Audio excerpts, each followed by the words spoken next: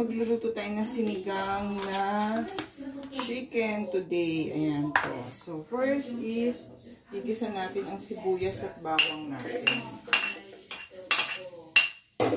Bawang po muna. Pasensya na po tayo sa kawali natin. Yan, favorite natin gamitin ng ating gold rice cooker. Meron tayong ano dyan, pero mas, and then our sibuyas po.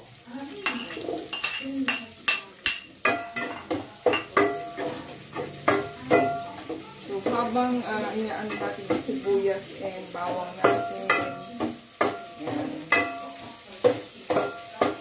So, yung iba po, nilalagay na kagad yung chicken, yung patis. No? So, pwede rin naman po, lagay na natin bago natin ilagay yung chicken.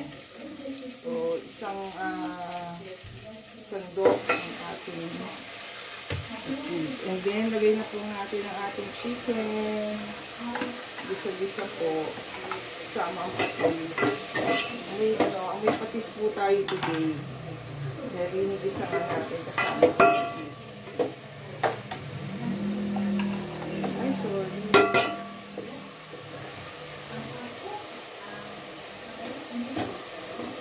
Kailangan po lalagay natin ang ating kamatis po para kamatis muna po ang ating lagay bago yung chicken. Sorry po. Ayan. Lambutin muna po natin yung ating kamatis kasama yung sibuyas and bawang and patis bago natin po ilagay ang ating chicken. Pasensya na po. First time natin magluto ng sinigang na chicken po.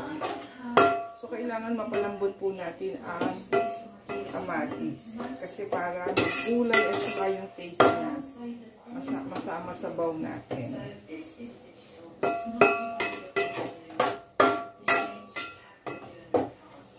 Kumusta po? Are you home quarantine na naman po tayo dahil sa search? So, yan. Stay safe lang po tayo sa bahay. Kaya yan, luto tayo ng food para sa family. Para hindi tayo ma-stress at safe din po ang food natin. So, ayan, lagay na po natin ang ating chicken sa paggisa natin. Together with our kamatis, sibuyas, and bawang. Pasensya na po, hindi nyo nakikita yung what we're, kasi yung angle ng ating tripod, no? Picture na lang natin ang ating, mamaya, ang ating sinigang na bangus. Ayan po.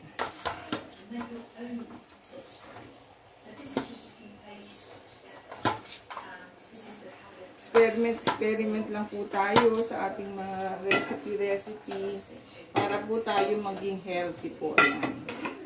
Sana magustuhan ni Papi ang ating sinigang na chicken.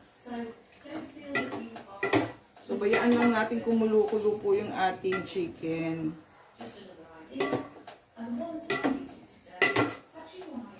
Pag medyo na ano-ano na yan, tsaka natin lalagyan ng sabaw.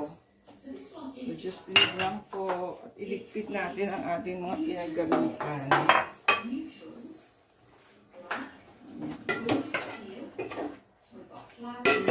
Sangkot siya ba ang term dyan?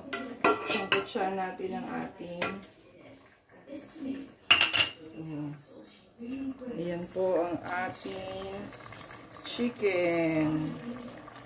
Kumukulo-kulo na po ng konti. Ayan, isangkot siya lang natin.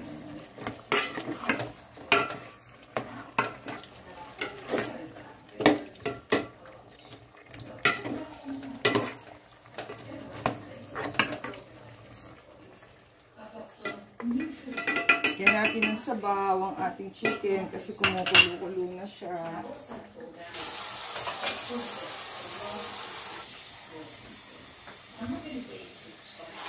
Mga 4 glasses ng water ang ilagay natin kasi mahilig po si Papi sa sabaw. Gusto niya yung hot soup lalo na ngayon pong malamig. 2,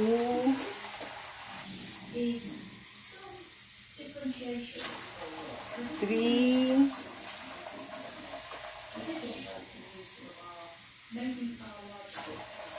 4 4. Tama na kaya yung 4 na ganito.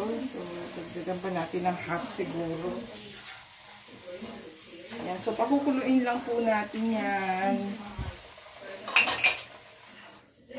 Okay, pakukuluin po natin muna to. So, medyo matagal yan para kumulo. So, pagka siguro pag naluto na yung chicken natin, after 30 minutes, nalagay natin yung sinigang mix natin. Our